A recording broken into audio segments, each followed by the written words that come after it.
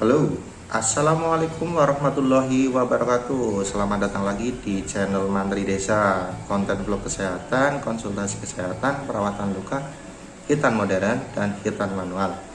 Oke, apa kabar semua? Semoga dalam keadaan sehat semua dan dalam lindungan Allah Subhanahu wa Ta'ala. Amin, amin ya rabbal alamin.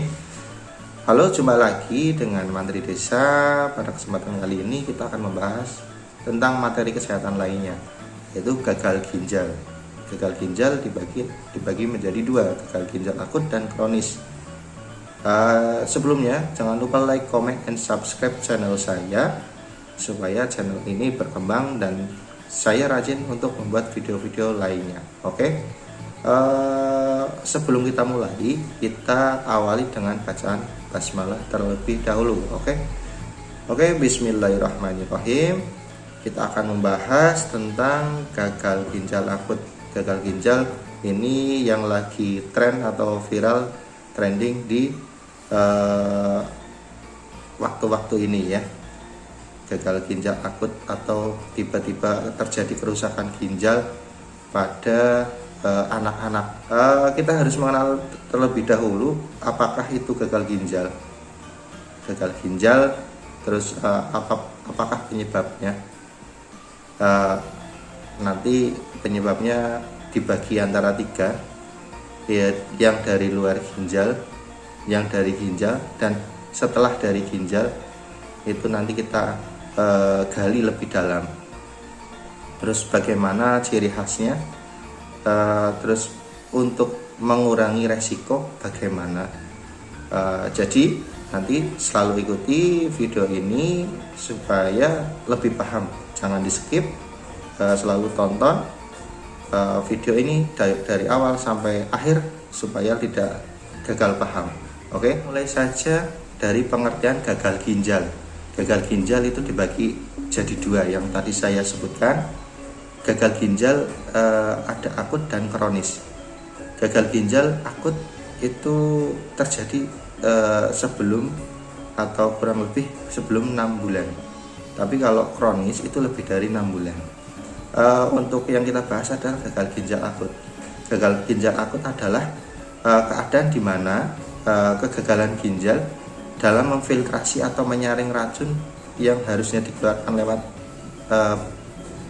urin atau pipis, lewat kencing, itu tidak bisa dikeluarkan oleh tubuh dan mengendap di tubuh, mengakibatkan timbul gejala kesehatan atau gangguan kesehatan lainnya, yaitu sehingga produksi urin atau air kencing itu menurun. Nanti disebutkan ada beberapa hal yang harus diperiksa pada saat menentukan diagnosa, utamanya dalam pemeriksaan darah itu kandungan ureum creatinine itu menjadi patokan.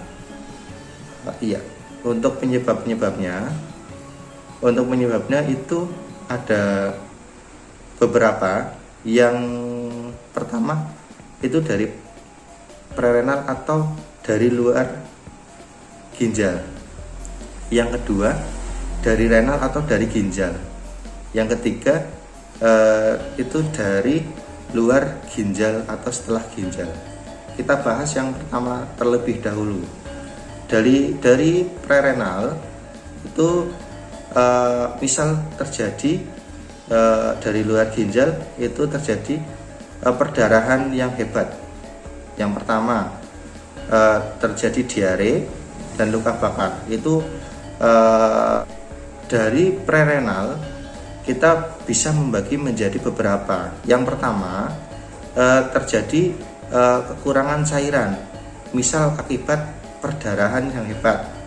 Yang kedua karena diare. Yang ketiga karena luka bakar, itu membuat kekurangan cairan sehingga terjadi gagal ginjal.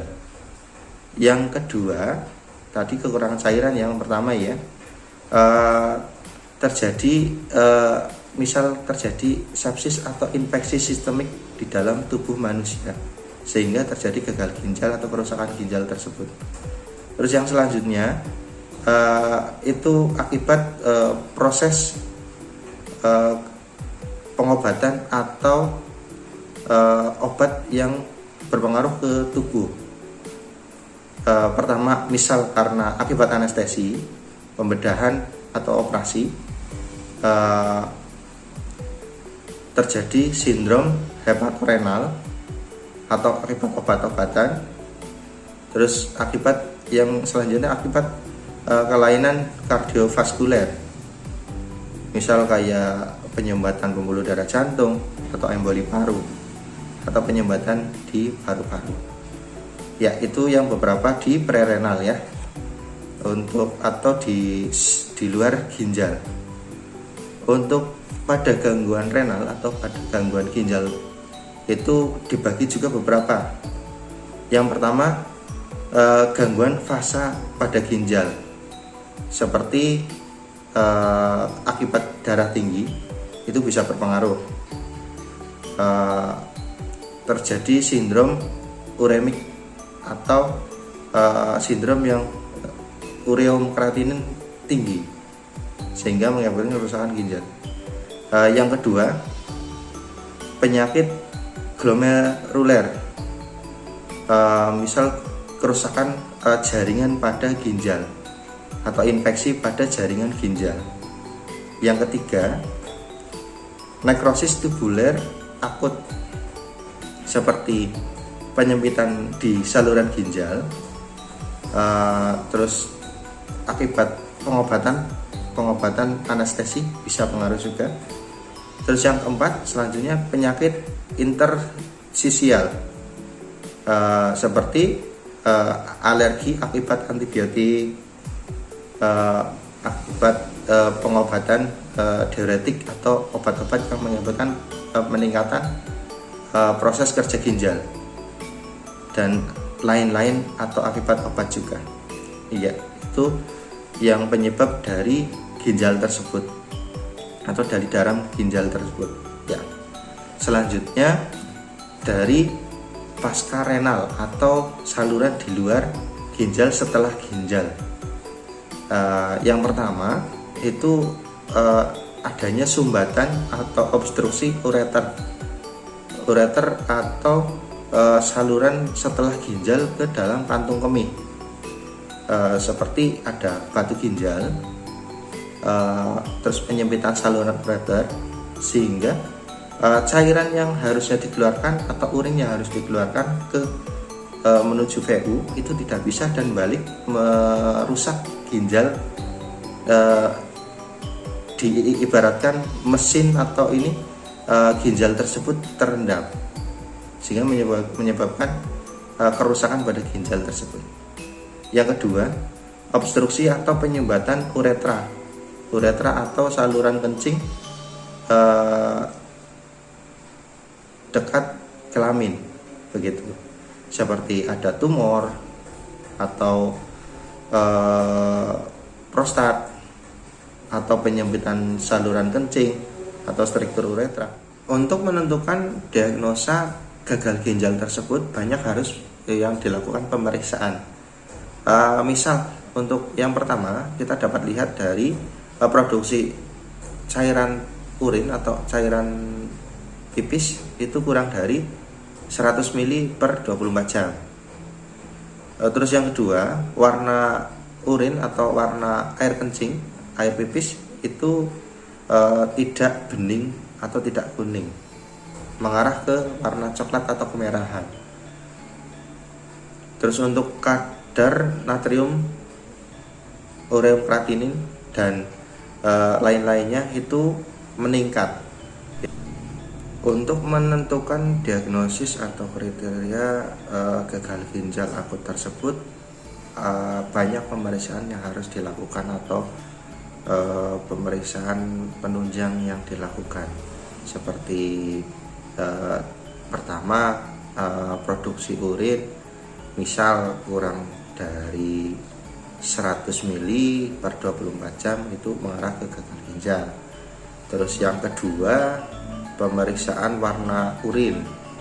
Warna urin itu berpengaruh, seperti warna urin tidak kuning atau tidak bening, misal warna coklat atau kemerahan, itu tanda gejala bisa berpengaruh juga. Terus untuk kadar natrium dan ureum kreatinin biasanya meningkat. Kadar ureum kreatinin adalah kadar yang diperiksa dalam kandungan darah. Pengambilan sampel darah diperiksa kandungan ureum kreatinin biasanya lebih dari angka normal. Misal untuk natrium itu lebih dari 70. Untuk ureum sendiri itu lebih dari 160. Dan untuk kreatinin biasanya lebih dari 20. Untuk penata laksanaan itu harus dengan medis, atau penanganan itu harus dengan medis.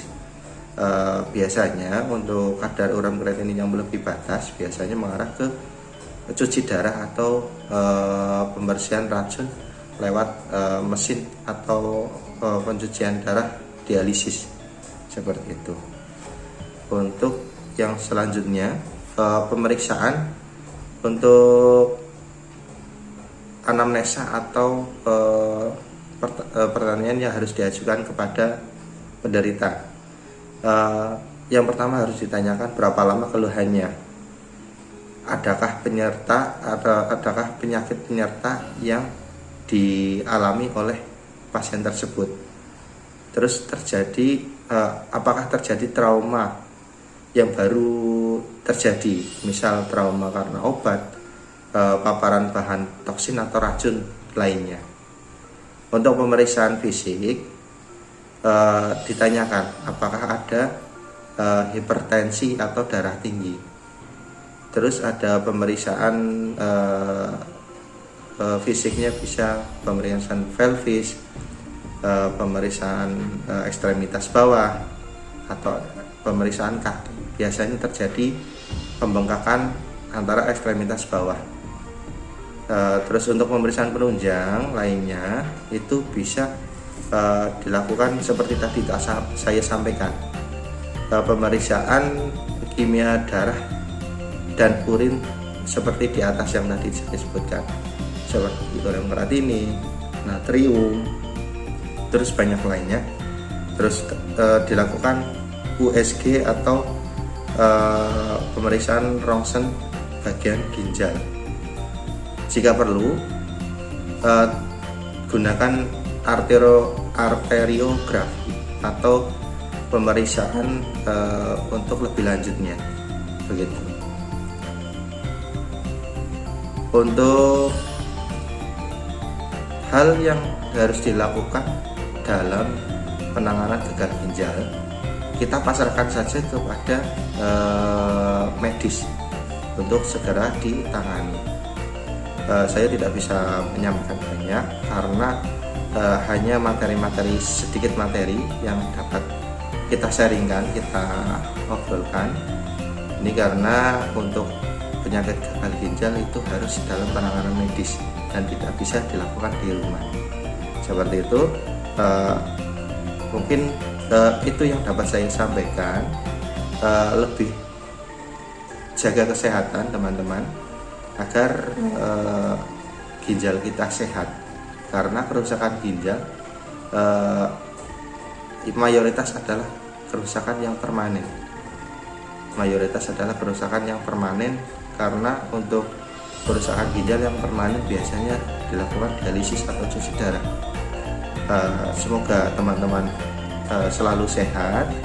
Jangan lupa like, comment, and subscribe channel saya untuk lebih rajin membuat video lainnya. Oke, terima kasih.